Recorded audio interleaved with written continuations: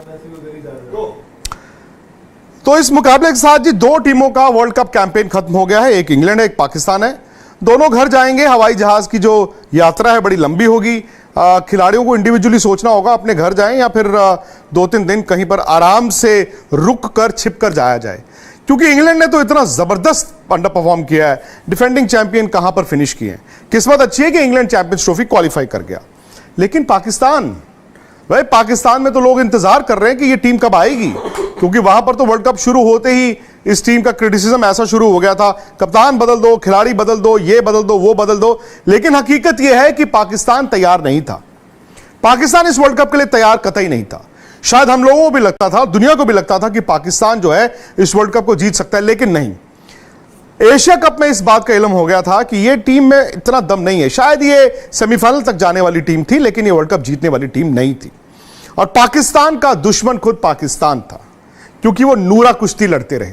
जब आप नूरा कुश्ती लड़ते हैं तो आपको यह अंदाजा नहीं होता कि सामने वाला पहलवान कितना मजबूत है, और जब आपको सामने वाला पहलवान दिखता है तो फिर आप डर के ही रहते हैं और उससे मुकाबला नहीं कर पाते। वो हल्की टीमों के साथ अपनी वनडे क्रिकेट खेल रहे थे। बड़ी टीम भी जब आती थी तो बड़ी टीम अपने खिलाड़ियों को आराम दे देती थी। तो आप ये नहीं समझ पाए कि दुनिया कहां है, और ये नहीं समझ पाया पाकिस्तान की वो कहां है। दूसरी बात, इन्होंने इन मुकाबलों को इस्तेमाल भी नहीं किया जैसे बाकी टीमों ने किया। आप कभी रोटेट करते हैं, बड़े खिलाड़ी को आराम देते हैं, फिर 2 यंगस्टर्स को ट्राई करते हैं। भाई दुनिया कहती है पाकिस्तान ये क्या टीम लेकर आया, हम कहते हैं भाई यही तो उनके पास है, हमें तो नहीं पता इनके पास और कौन से खिलाड़ी हैं। इसलिए नहीं पता क्योंकि इन्होंने खिलाड़ियों को इस्तेमाल ही नहीं किया। हमें पता ही नहीं चलेगा कि कौन से खिलाड़ी में इंटरनेशनल क्रिकेट खेलने की कैपेबिलिटी थी और किस में नहीं थी। बट उससे ज्यादा इंपॉर्टेंट चीज यह है कि पाकिस्तान की इस हार का जिम्मेदार कौन है। क्या वो सिर्फ बाबर आजम है? क्या उन्हीं पर आप उन्हीं के सर पर हार का ये ठीकरा फोड़ देंगे, या फिर उनके बाकी स्टार प्लेयर्स हैं जो बड़ी बड़ी बातें करके बड़े बड़े नाम लेकर आए पर इस वर्ल्ड कप में काम ऐसा नहीं किया जहां पर वो अपनी टीम को वर्ल्ड कप छोड़िए मैच भी नहीं जिता पाए। पाकिस्तान कुल मिला के 4 मैच जीता है। एक मैच उन्होंने श्रीलंका को हराया जहां पर उन्होंने 350 चेज किए। श्रीलंका कमजोर था बट फिर भी आपने 350 चेज किए। फिर उन्होंने नेदरलैंड्स को हराया, ठीक है हल्की टीम थी, बड़ी टीमों से वो हारते रहे। फिर उनके हाथ बांग्लादेश लगा। बांग्लादेश, और इस मुकाबले में यह था कि ज्यादा खराब जो खेलेगा वो हार जाएगा, और बांग्लादेश हार गया। फिर वो न्यूजीलैंड का एक मैच अच्छा जीते जहां पर वो 400 खाने के बाद उन्होंने छोटे मैच में डकवर्थ लुइस में जाके वो मैच जीत लिया। कोई फखर जमान, इवन बाबर आजम। अब सवाल यह है कि वो इंग्लैंड के मैच में आए थे कि 287 रनों के मार्जिन से जीतना है। तब मोमेंट इंग्लैंड ने टॉस जीता, कहा जी हम पहले बैटिंग कर रहे हैं। पाकिस्तान वहां पर खत्म हो चुका था। मैं पहले भी कहता था कि 287 रन छोड़िए, पाकिस्तान जीत तो ले, क्योंकि यह साफ था कि जब आपका कैंपेन इस तरह का चल रहा होता है तो आप बस दिन गिनते हैं कि चलो यार बस। और उनकी टीम बिखरी हुई थी।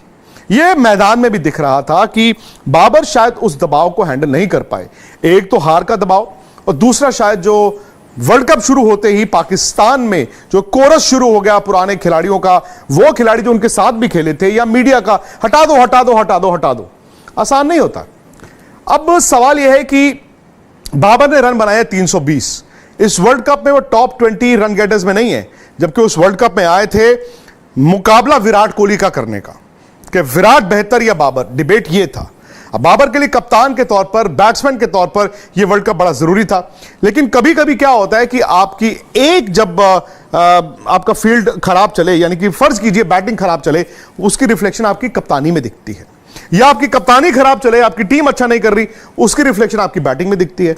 रिजवान ने भी कुछ नहीं किया। रिजवान ने पहले मैच में, वो श्रीलंका वाले मैच में जो ऐसा जबरदस्त 100 बनाया, उसके बाद उन्होंने कुछ नहीं किया। ये तो फखर जमान ने वो जो 2 पारी खेल दी, उनकी टीम यहां तक आ गई, नहीं तो यह भी दिक्कत थी। अब फिर उन्होंने शफलिंग बहुत की, इनके पास स्पिनर्स नहीं थे।